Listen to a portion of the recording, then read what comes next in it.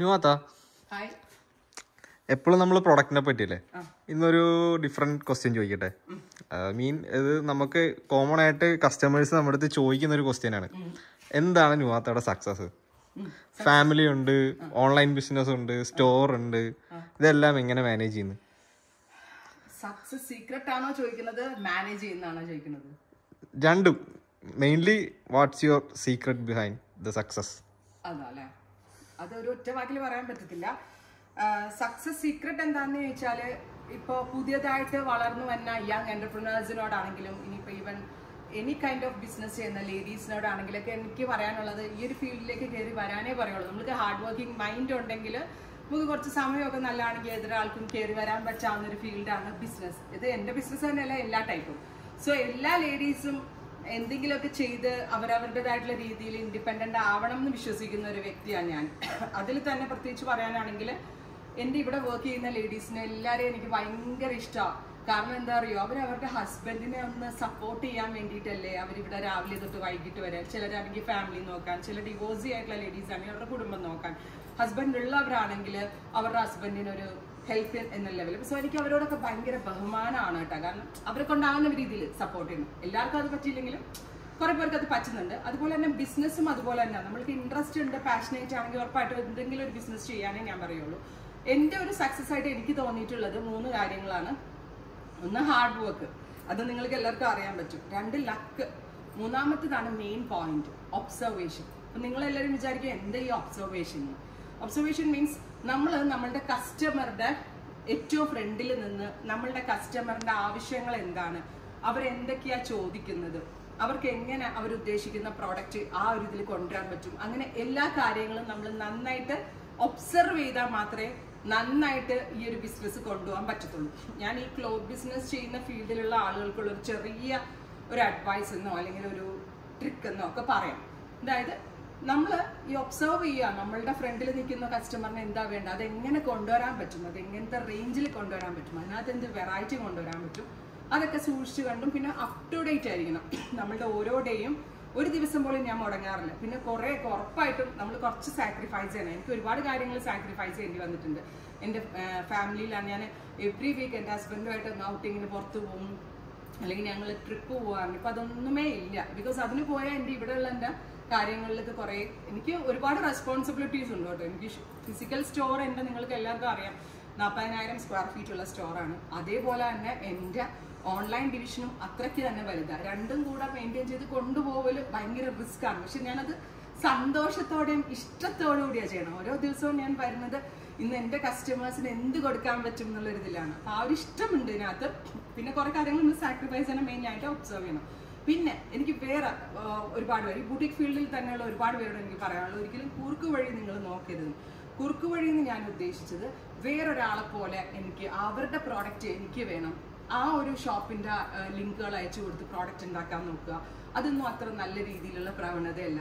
For example, ഞാനൊക്കെ ആദ്യം പർച്ചേസിന് ഇറങ്ങുന്ന സമയത്ത് നമ്മൾക്ക് ഹെൽപ്പിന് ഓരോരോ സ്ഥലങ്ങളിലുള്ള ഏജന്റുമാരെ, ഫോർ എക്സാമ്പിൾ നമ്മൾ സൂറത്ത് പോകുമ്പോൾ സൂറത്തിൽ കുറച്ച് ഏജൻസ് ഉണ്ട്, മുംബൈ പോയാൽ അവിടെ ഏജന്റ് ഉണ്ടാവും, കൊൽക്കത്ത പോയാലുണ്ടാവും, ഡൽഹി പോയാലുണ്ടാവും. സോ നമ്മൾ ആ ഏജന്റുമാർ നമ്മൾ അവിടെ ചെല്ലുമ്പോൾ കേരളത്തിലുള്ള ബിഗ് ഷോട്ട്സുകളുടെ പേര് പറഞ്ഞുകൊണ്ടും അവരെടുക്കുന്ന ഷോപ്പാണെന്നാണ് എന്നോട് പറഞ്ഞത്. പക്ഷെ ഞാൻ അവരോട് ആദ്യം പറഞ്ഞത്, അവരൊന്നും എടുക്കുന്ന ഒരു സാധനം എനിക്ക് വേണ്ട, എനിക്ക് യൂണിക് ആയിട്ടുള്ള പ്രോഡക്റ്റ്. സോ ബിഗ് ഷോട്ട്സ് പോകുന്ന ഷോപ്പോ അതല്ല എനിക്ക് വേണ്ടത്, ഞാൻ പറയുന്ന പ്രോഡക്റ്റാണ് നിങ്ങൾ തരേണ്ടതെന്നാണ് അന്ന് വർഷങ്ങൾക്ക് മുന്നേ ഞാൻ പറഞ്ഞത്. അങ്ങനെയാണ്. അതെനിക്ക് നടക്കുകയോ ഇല്ലെന്ന് പോലും അറിയില്ല, എന്നാലും ഞാൻ പറഞ്ഞു. പക്ഷേ കുറുക്ക് വഴി എന്ന് പറഞ്ഞാൽ ഇപ്പം ഞാൻ ഓരോ പ്രോഡക്റ്റും ഇറക്കുന്നത് എങ്ങനെയാണെന്ന് നോക്കാം. ഇപ്പം ഞാൻ എപ്പോഴും ഇതുപോലെ തന്നെ കസ്റ്റമേഴ്സ് ഇങ്ങനെ പറയുന്ന കാര്യങ്ങൾ പ്രത്യേകിച്ച് നോട്ടീസ് ചെയ്യും. ഷോപ്പിലാണെങ്കിലും ഒരു കസ്റ്റമർ റിവ്യൂ വരെ ഞാൻ എല്ലാ ദിവസവും ശ്രദ്ധിക്കും. എന്തൊക്കെ സാരികളാണ് അവർക്ക് വേണ്ടത്, ഏതിലാണ് കൂടുതൽ ഇൻട്രസ്റ്റ് കാണിക്കുന്നത്, അല്ലെങ്കിൽ ഏതൊക്കെ ചുരിദാറാണ്. അപ്പോൾ അതൊക്കെ ഞാൻ ശ്രദ്ധിച്ചിട്ട് അതുപോലുള്ള കൊണ്ടുവരാൻ നോക്കും.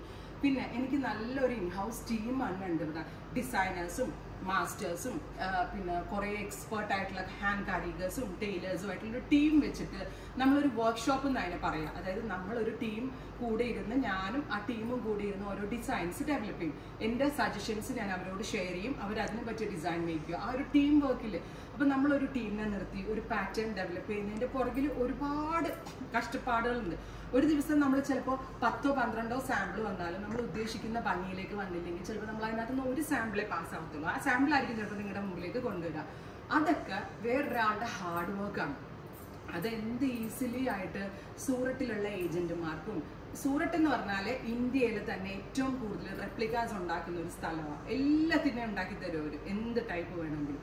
ഇതിനകത്ത് നമുക്ക് ക്രിയേഷന് പറ്റുന്ന സ്ഥലമാണ്. അപ്പോൾ സൂറത്തിലെ ഏജന്റുമാർക്ക് അയച്ചു കൊടുത്തിട്ട് ബൈ ഇഹാക്ക വോ ഓക്കെ കർദോ, ബൈ ഇഹാക്ക ഏ ഓക്കെ കർദോ, അത് 2 വാക്കിൽ നിങ്ങൾക്ക് ചെയ്യാം. അതൊരു നല്ല പ്രവണതയല്ല, അതൊരു എന്താ പറയുക, അതൊരു കുറുക്കു വഴിയാണ് വിജയത്തിലേക്ക് എത്താൻ. അതൊരിക്കലും സക്സസ് ആവില്ല. നമ്മൾക്ക് കോൺഫിഡൻസ് ഉണ്ടെങ്കിൽ നമ്മളെപ്പോഴും, ഞാനിപ്പോൾ മറ്റുള്ളവരുടെ പേജസ് റെഫറൻസ് എടുക്കാറുണ്ട്, നോക്കാറുണ്ട്, പ്രോഡക്ട്സ് നോക്കാറുണ്ട്. പ്രത്യേകിച്ച് ഇപ്പോഴത്തെ ഈ ന്യൂജൻ ഫാഷൻ ഡിസൈനേഴ്സ് പിള്ളേരുടെ പേജ് കണ്ട് ഞാൻ തന്നെ അന്തിച്ചിരിക്കാറുണ്ട്.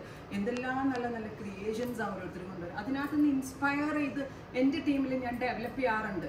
ഉറപ്പായിട്ടും നമ്മൾക്ക് ഡിസൈൻസ് എന്ന് പറയുന്നത് മറ്റുള്ളവരുടെ കണ്ടും കേട്ടും ഒക്കെ കൊണ്ടുവരാൻ പറ്റുന്നു. ഒരിക്കലും ഒരു ഡിസൈൻ എന്ന് പറഞ്ഞാൽ ഒരാൾക്ക് ഒറ്റയ്ക്ക് ഉണ്ടാക്കാൻ പറ്റുന്ന പ്രോഡക്ട്സ് അല്ല. അപ്പോൾ കുറുക്ക് വഴികൾ നോക്കാതിരിക്കാം. എല്ലാ ഇപ്പോൾ ബുട്ടീക്ക് ഓൺലൈനിൽ വലിയ രീതിയിലും ചെറിയ രീതിയിലും നടത്തുന്ന ആളുകൾ അതൊന്ന് ചിന്തിക്കുക. ആരുടെ പ്രോഡക്റ്റാണ്. ഇപ്പോൾ എന്നെയൊക്കെ ഒരുപാട് പേര് അങ്ങനെ യൂസ് ചെയ്യുന്നുണ്ട് കേട്ടോ. എനിക്ക് എൻ്റെ കാര്യത്തിൽ എനിക്ക് അതിലും ഒരു ടെൻഷൻ അല്ല, ഒരു വിഷമം വരാറുണ്ട്. ഇപ്പോൾ ഈ ഫീൽഡിൽ തന്നെ എനിക്ക് ഒരുപാട് ഫ്രണ്ട്സ് ഉണ്ട്. എനിക്ക് ഒത്തിരി പേര് ഓൺലൈൻ പ്ലാറ്റ്ഫോമിലുള്ള 75 അല്ല, ഒരു 85% ആളുകൾ ഞാനായിട്ട് കമ്മ്യൂണിക്കേറ്റ് ചെയ്യുന്നത്. എല്ലാവരുമായിട്ട് ഞാൻ നല്ല ഫ്രണ്ട്ലിയാണ്. പേരുകളെടുത്ത് പറയാൻ അവരുടെ പെർമിഷൻ വേണം. പക്ഷെ ആരും അങ്ങനെ ചെയ്യുന്നില്ല. അപ്പോൾ 1-2 പേര്, ഞാൻ നൈറ്റ് ഇടുന്ന പ്രോഡക്റ്റ് മിക്കവർക്കും അറിയാൻ പറ്റും. ഞാൻ ഇടുന്ന പ്രോഡക്റ്റ് അത്രയും എഫേർട്ട് ഇട്ട് കൊണ്ടുവരണം. അത് പെട്ടെന്ന് എടുത്ത് സൂറത്തിലുള്ള ഏജന്റിനും ട്രേഡേഴ്സിനും ഒക്കെ എടുത്തിട്ട് സെയിം ചെയ്തോ ഒരു കുറുക്ക് വഴിയാണ്. അങ്ങനെ ഒരിക്കലും ആരും ചെയ്യരുത്. ഇഹ കണ്ടിട്ട് അതുപോലുള്ള പ്രോഡക്ട്സുകൾ കൊണ്ടുവരാം. ഇപ്പം ഞാൻ വലിയ കേരളത്തിലുള്ള ആളുകളെ കണ്ടിട്ട് അതുപോലുള്ള പട്ടുസാരികൾ എനിക്ക് കൊണ്ടുവരണം എന്ന് ഞാൻ ഒരു സമയത്ത് ആഗ്രഹിച്ചിരുന്നു. പക്ഷെ അവരുടെ ഷോപ്പിൽ പോയി നോക്കിയിട്ട് അത് സെയിം തരാൻ ഞാൻ ഒരിക്കലും പറഞ്ഞിട്ടില്ല. ക്വാളിറ്റി ഉള്ളതും അതുപോലെ തന്നെ ട്രെൻഡിനനുസരിച്ചുള്ളതും കൊണ്ടുവരാനേ നോക്കിയിട്ടുള്ളൂ.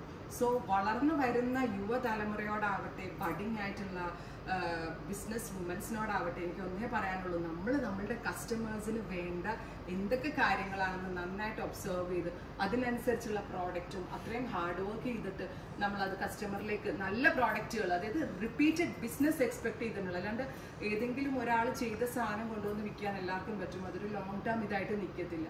ഇത്രയും കോമ്പറ്റീഷനുകളുടെ ഇടയിലും ഞാൻ ഇത്രയും ടോപ്പറായിട്ട് നിൽക്കുന്നതും എൻ്റെ ഒരു ഹാർഡ് വർക്കായിട്ട് എനിക്ക് തോന്നുന്നു.